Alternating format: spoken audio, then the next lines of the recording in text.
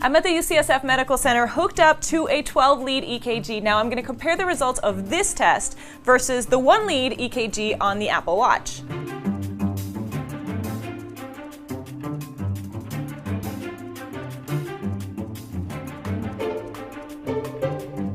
If I look at my apps now, I'll notice that there's now an EKG app. It's these squiggly lines over here, and it's pretty simple to use. I just put my finger on the digital crown and it starts taking the EKG, counts down for about 30 seconds, and it actually shows it live as it's happening. So we see that you have these two narrow beats, and intermittently you have this wider early beat. That one right there, that one right there. So normal, normal, early, normal, normal, early. And that matches what we see on the EKG, where you have normal, normal, early, and wide. So this would be really useful to screen for this, or to have the first understanding that you have these early beats. It wouldn't tell us precisely where in the heart, apart from the fact that it's coming from the lower chamber, whereas this 12-lead EKG that gives us essentially a fuller picture can tell us precisely where in the lower chamber it's coming from. And am I going to die? Is something wrong with me? You are not going to die. These early beats are very common. In some people, they can lead to problems in the long term. But let's take a look at how this actually works on the Apple Watch. An update to watchOS gave users access to two FDA-cleared features on the Apple Watch: an irregular heart rhythm notification and an EKG app exclusive to the Series 4, both of which could warn users of potentially life-threatening heart conditions. Heart rate is not new to the Apple Watch, or wearables in general. So the optical sensor on fitness trackers or smartwatches essentially uses changes in light that is reflected based on the pulse.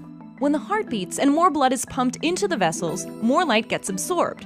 Between beats, when there's less blood, more light gets reflected back into the receivers. The Apple Watch also uses this optical sensor to measure heart rhythm and alerts users when the pattern suggests atrial fibrillation, a heart condition which can increase your risk of stroke and other serious heart complications.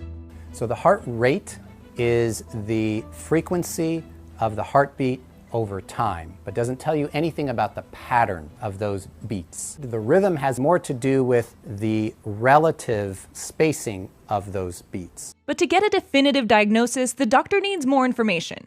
We would want to have an electrical confirmation of a diagnosis of atrial fibrillation before we decide on acting on that, and not base it in general on the pulse recording alone. That's where the EKG comes in. The EKG, or electrocardiogram, uses electrodes to measure the electrical activity that results from each expansion and contraction of the heart. The Apple Watch has one electrode on the back crystal and one electrode on the digital crown. Place your finger on the digital crown to close the circuit and stay still for 30 seconds to get a read. So that's creating the same sort of connection between your left arm and your right arm. But the results from the single lead EKG on the Apple Watch, which users can share as a PDF with their doctors, gave Dr. Marcus enough information to detect my early heartbeat and could help doctors reach a diagnosis sooner. And so there's this hope that we might detect those people who otherwise didn't know they had atrial fibrillation, and then treat them appropriately. The flip side is that we recognize there's a risk of false positive results. The Apple Watch is the only direct-to-consumer device with a built-in EKG. But there are other devices like the Cardioband that let you take an EKG outside the doctor's office. Apple Watch competitors like Garmin and Fitbit are also working to improve their heart rate monitoring as more tech companies focus on healthcare as a way to breathe new life into wearables.